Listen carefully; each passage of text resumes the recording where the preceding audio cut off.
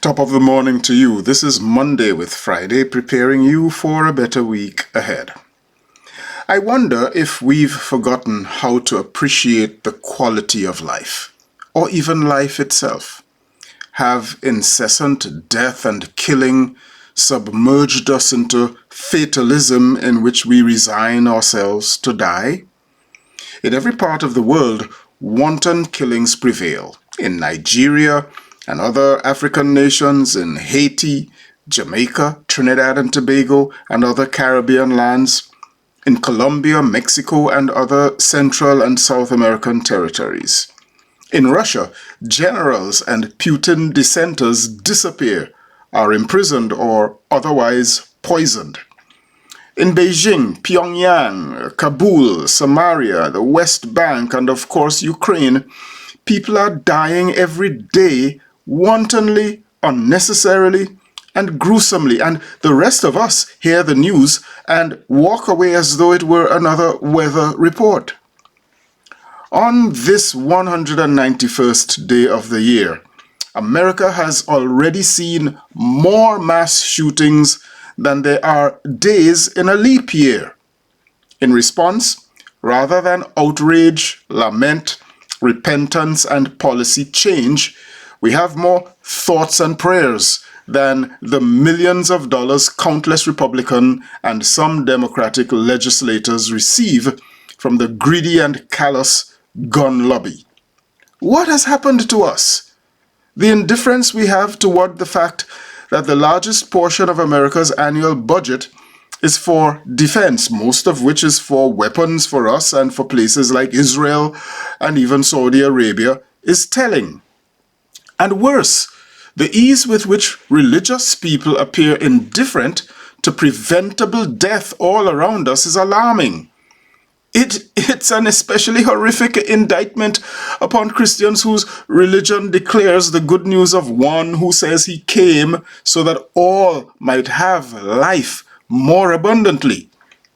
There are many places I can go with this lament, but I'll go the way I ended last week's sermon, the first part of which I offered last Monday, which so many of you greatly appreciated.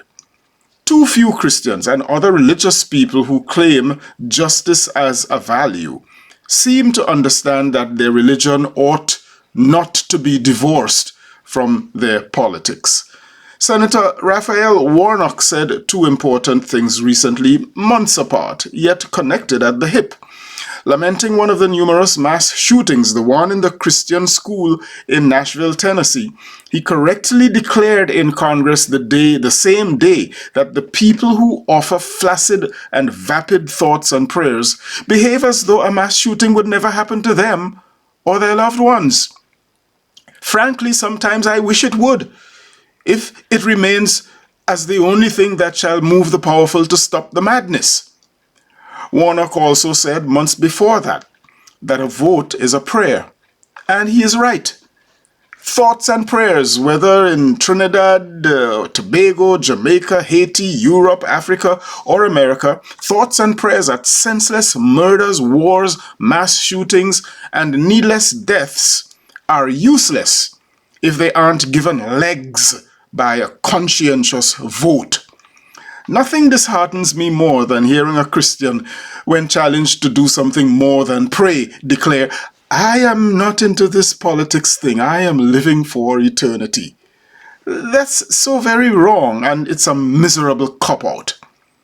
For those of us who love to think of lying down in green pastures as only a word of comfort for me, myself, and I and my own family, we should begin instead to think of the whole flock lying down in green pastures. I think that that's what the power of that psalm is.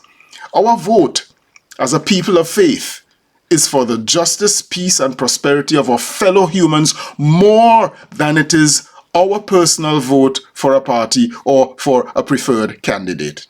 Our vote is not just for our own selves. It is for the dispossessed sheep standing up while we are lying down, hungry while we are fed, poor while we are rich, vilified as refugees while some of us live in privilege in a land our ancestors simply walked into without hindrance, not mine.